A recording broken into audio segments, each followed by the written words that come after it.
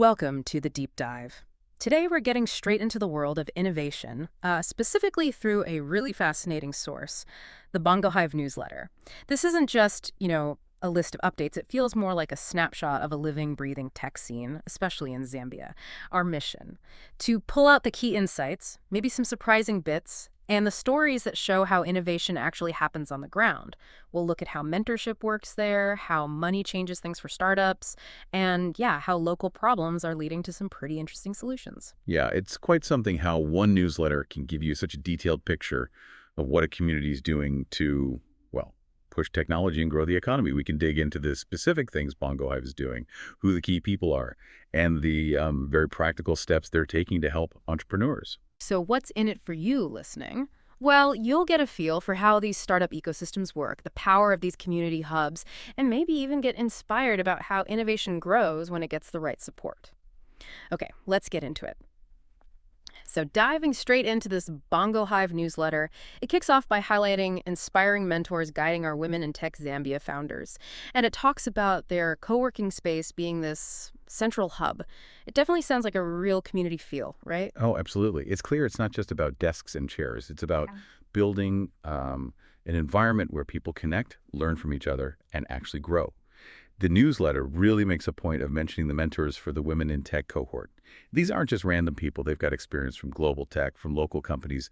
Their mission seems pretty clear: empower the next wave of female founders, get them from idea to, a real business. It does make you think, doesn't it?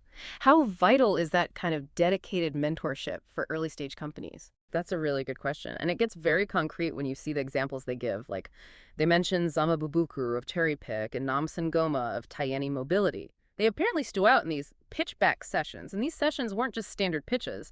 They were focused on innovation beyond the basics, strategy, lean startup stuff. Sounds pretty hands-on. Right. And innovation beyond the basics likely means thinking differently, finding those problems nobody's really tackled yet, maybe using tech in new ways locally. So for Cherry Pick, maybe it's rethinking retail.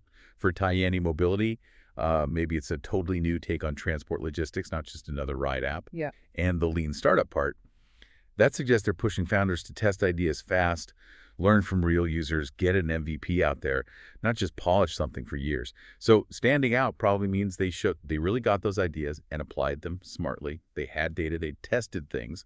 Okay, yeah, that makes sense. And connecting that to the bigger picture, BongoHive clearly gets that ideas need funding too. Bringing in someone like Nicholas Cabasso, the CEO of the Lusaka Securities Exchange, the LUSE, that's pretty significant. His fireside chat wasn't just networking. It sounds like he gave actual advice on getting investment ready, listing on the LUSE's Alta market practical ways to raise capital. Exactly. It tackles that huge hurdle, Yeah. funding, and practical strategies from someone like Mr. Cabasso. He'd likely talk about different funding stages, angel, VC, and importantly, how public markets like Alt-M fit in. He'd probably stress things like solid financial models, understanding valuation, structuring deals, and definitely governance and compliance. That's crucial for attracting serious money, especially if you aim to list eventually.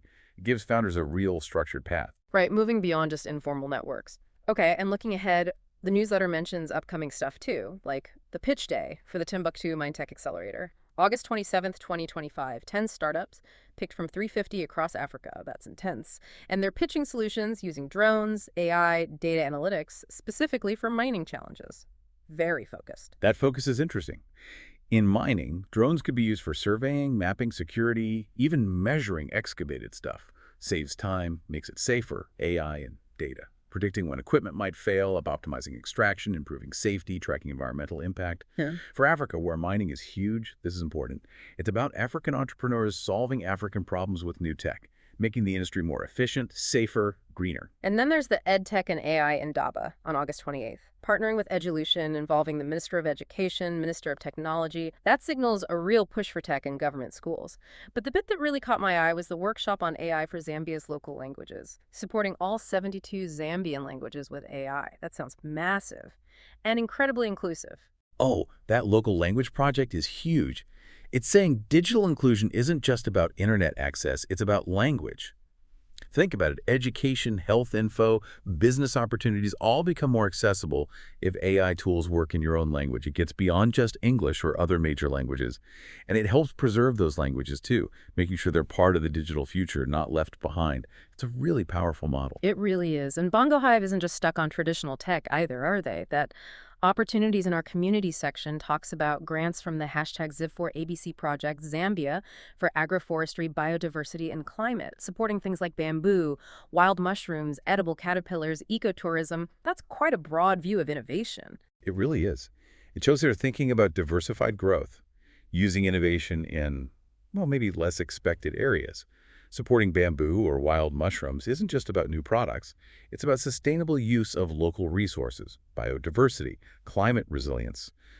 Maybe new ways to process bamboo for building or developing markets for edible caterpillars. It connects entrepreneurship directly to local context and environmental needs. And they also look at different ways companies succeed, right? Not just the VC route. The Buzzing Insights section mentions African startups that bootstrapped to over $1 million in revenue. Shuttlers, Survey, companies that made it big without external funding, just by focusing on local problems, staying lean, really listening to customers. Yeah, bootstrapping gives you total control, forces discipline around profit and cash flow. You have to make money from customers. Often means you understand your local market incredibly deeply. But the trade-off, which the newsletter hints at, is usually slower growth. You can't just pour investor money into scaling rapidly. It takes immense resourcefulness, especially in challenging markets. A different kind of success story.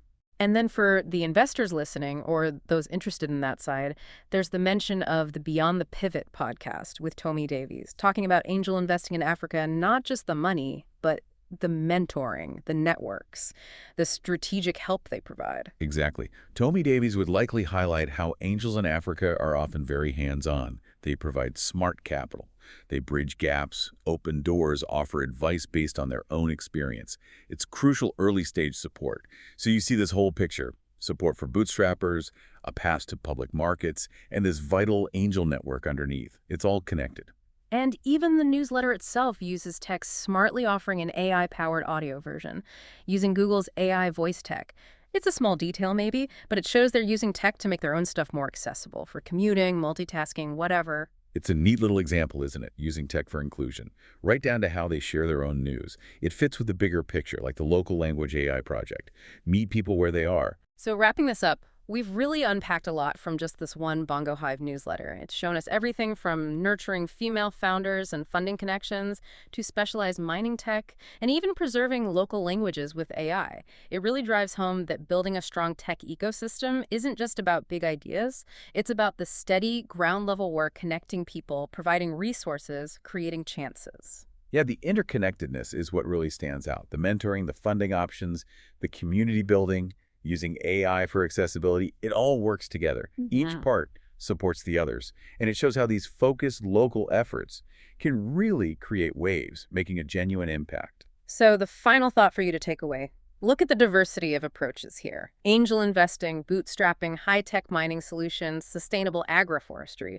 BongoHive shows there's no single right way to innovate. So maybe ask yourself, how could embracing a more varied, flexible approach, one that's really tuned into specific local needs and strengths, unlock potential in your community or any area you're interested in?